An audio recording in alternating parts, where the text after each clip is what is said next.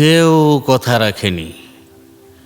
৩৩ বছর কাটলো, কেউ কথা রাখেনি। ছেলেবেলায় এক বষ্টমী তার আগমনী গান হঠাৎ থামিয়ে বলেছিল, শুক্লা দ্বাদশীর দিন অন্তরাটুকু শুনিয়ে যাবে। তারপর কত চন্দ্রভূক অমাবস্যা চলে গেল, কিন্তু সেই বষ্টমী আর এলো না। 25 বছর অপেক্ষায় আছি। মামাবাড়ির মাঝি নাদের আলী বলেছিল, বড় হও দাদা ঠাকুর, তোমাকে আমি 3 প্রহরের বিল দেখাতে নিয়ে যাব, যেখানে পদ্ম ফুলের মাথায় সাপ আর ভ্রমর খেলা করে।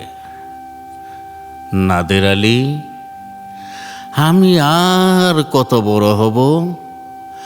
আমার মাথায় ঘরের ছাদ ফুঁড়ে আকাশ স্পর্শ করলে তারপর তুমি আমায় 3 প্রহরের বিল দেখাবে?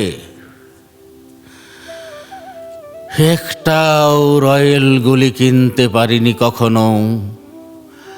লাঠি লজেন্স দেখিয়ে দেখিয়ে চুষেছে লস্কর বাড়ির ছেলেরা।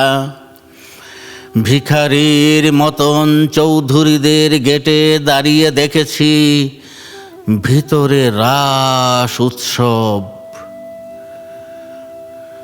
অবিরল রঙের ধারার মধ্যে সুবর্ণ কঙ্কন পরা ফর্সা রমণীরা কত রকম আমোদে হেসেছে। আমার দিকে তারা ফিরেও চায়নি। বাবা আমার কাঁধ ছুঁয়ে বলেছিলেন, দেখিস একদিন আমরাও। বাবা এখন অন্ধ, আমাদের দেখা হয়নি কিছুই। সেই রয়েলগুলি, সেই লাঠি লজেন্স, সেই রাস উৎসব আমায় কেউ ফিরিয়ে দেবে না।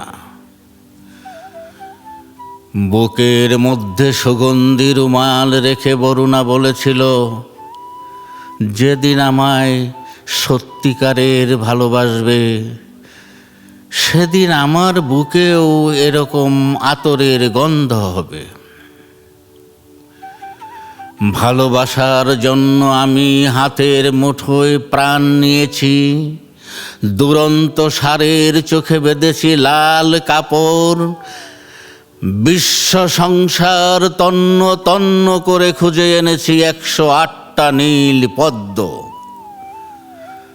তবু কথা রাখেনি বরুণা। এখন তার বুকে শুধুই মাংসের গন্ধ। এখনো সে যে কোনো নারী। কেউ কথা রাখেনি। 33 বছর কাটলো, কেউ কথা রাখে না।